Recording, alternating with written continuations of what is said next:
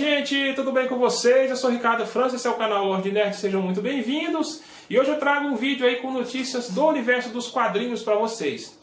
É que oficialmente agora, nós, Brasil, nós como nação, né, nós como povo, né, o Brasil aí, infelizmente, se destacando negativamente aí no cenário mundial, né, o Brasil acaba de se tornar aí o mais novo inimigo, a mais nova nação inimiga dos X-Men nos quadrinhos. Eu estou sentindo uma treta! Não fiquem assustados, isso também me pegou de surpresa e a gente vai falar um pouco sobre isso agora. Mas antes da gente começar, você já sabe, deixa o seu like, deixa aí o seu comentário, deixa aí o seu joinha, né? E se inscreva aí no canal e ajude a gente a crescer e fazer com que esse vídeo chegue aí para mais pessoas, beleza? Então bora falar dessa treta, bora falar dessa problemática toda, de como é que o Brasil conseguiu aí se tornar uma nação inimiga dos X-Men. Brincadeira, né? Bom, então vamos lá. Desde a primeira edição de House of X, lançada em julho desse ano, os quadrinhos da Marvel foram balançados com a chegada do Jonathan Hickman, que é o novo roteirista que está à frente aí das franquias dos quadrinhos mutantes. A partir daí a gente foi apresentado alguns conceitos, né, que prometem alterar aí, algumas coisas no universo dos X-Men, entre eles a Ilha de Krakoa, que estreou ainda nos anos 70 e que agora serve de base como uma nação mutante. Fica com a gente aqui, a gente vai entender um pouco de como é que o Brasil acabou se tornando inimigo dos mutantes e de Krakoa nos quadrinhos. Bom, então vamos lá para essa história e entender como é que o Brasil se tornou inimigo dos X-Men então, no universo dos quadrinhos. O Professor Xavier, juntamente com a Emma Frost, a Rainha Branca, ele está tentando, junto à ONU, conseguir a independência e a soberania de uma ilha no Pacífico, conhecida como Krakoa. Krakoa era um personagem do universo da Marvel, nos quadrinhos, lá dos anos 70, e agora ele se transformou numa ilha, um organismo vivo. Eu não vou aqui, não vou gastar muito tempo explicando isso, mas depois vocês podem pesquisar. Enfim, Krakoa hoje é uma espécie de ilha, né, uma espécie de organismo vivo, está ali no Pacífico, e hoje está servindo de abrigo para os X-Men. Porque aconteceu aí várias tretas, várias situações aí, e os X-Men infelizmente tiveram que sair dos Estados Unidos e agora estão refugiados aí nessa ilha. E aí então o Professor Xavier, junto com alguns amigos ali, junto com alguns outros mutantes, vão tentar conseguir a independência, né, e fazer com que essa ilha seja reconhecida como uma nação. Em troca disso, né, eles vão ali possibilitar, vão ali propiciar a humanidade a ter o contato, a ter o acesso a uma espécie de substância, né, de algumas flores ali da ilha, que de certa forma prolongam, né, de certa forma ajudam na vida dos seres humanos, ou seja, por algumas doenças, é um poderoso antibiótico, né, aumenta a expectativa de vida, mas aí eles querem ser reconhecidos para ter ali uma espécie de política ali dentro, né, ter a sua soberania reconhecida no planeta. Porém, alguns países são contra, alguns países se posicionaram contra essa independência de Krakoa.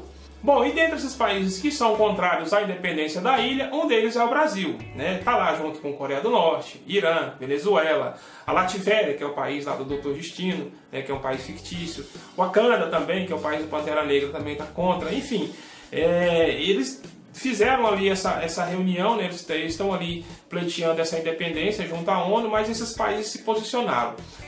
No caso do Brasil, eles declaram, né? Eles colocam ali no documento, né? Tem um documento lá dentro da história que fala que é por questões políticas, né? Por questões ideológicas. Na atual situação em que a gente vive hoje no Brasil, e eu detesto misturar política com esses assuntos, mas infelizmente o negócio cai no meu colo, né? Então tem que falar sobre isso.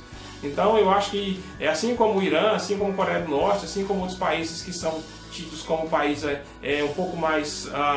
o Brasil nem tanto, né? Porque o Brasil entrou nessa onda agora, né? Essa questão do conservadorismo, essa questão, sabe assim, de políticas mais duras e políticas mais excludentes, né?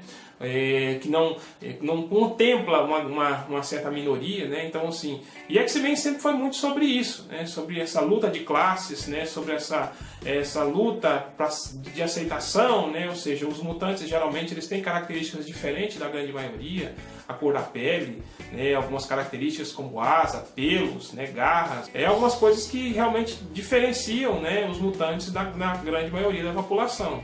Então o X-Men sempre foi sobre isso, sempre foi sobre essa luta, né, sobre esse enfrentamento, né, do diferente com a grande maioria, né? Ou seja, eu lembro lá, quem leu histórias em quadrinhos e quem assistiu os desenhos, lembram lá que tinha os mutantes que digamos assim, eram aparentemente mais aceitáveis, mas tinha também os Morlocks, né, que viviam no subterrâneo, né? Então esses Morlocks, eles além de serem mutantes, eles tinham uma aparência aí muito ruim, muito feia, né? Então eles não eram aceitos no meio social, né? Não eram aceitos por outras pessoas, e eles acabavam tendo que se refugiar nos esgotos.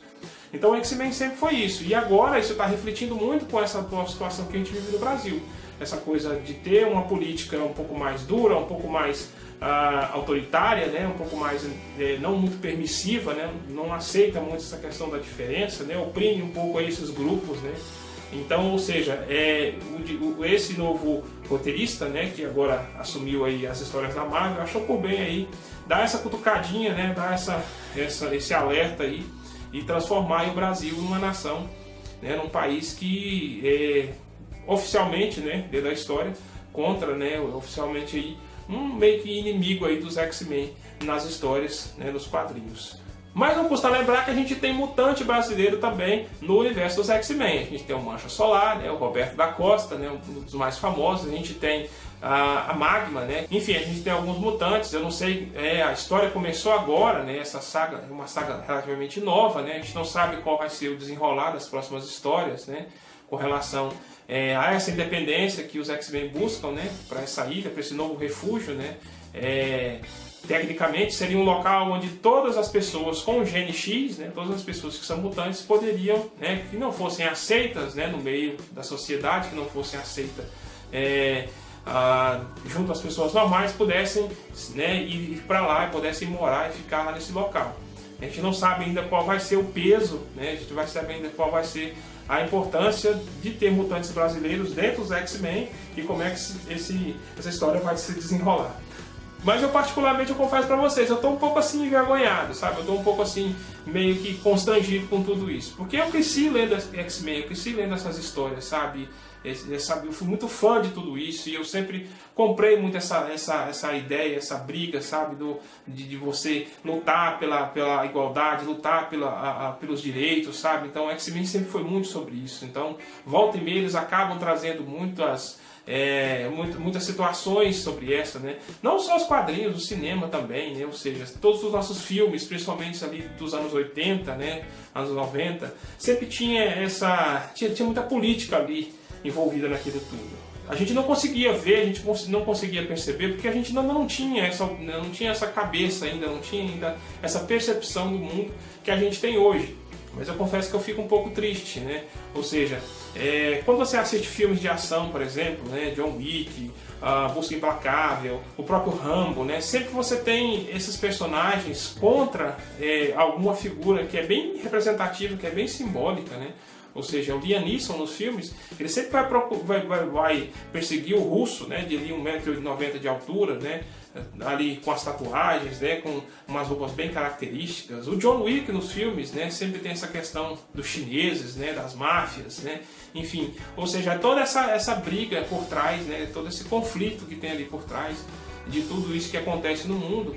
E agora a gente está vendo isso até nos quadrinhos, né? Ou seja, teve o lance dos quadrinhos lá na Bienal agora do livro, lá no Rio de Janeiro, né? Teve aquela questão, aquela polêmica toda, que eu nem quis abordar aqui no canal, porque eu achei que seria polêmico demais.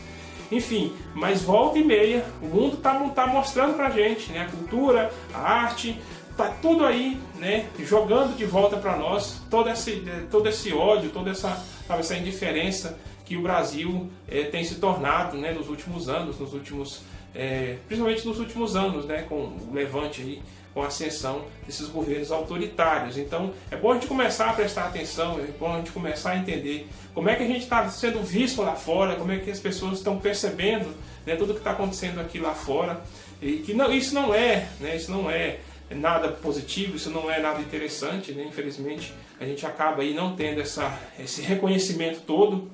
Mas sirva de alerta, que sirva aí para a gente começar a repensar aí as nossas atitudes, começar a repensar aí a nossa maneira de ver, de se envolver na política, né?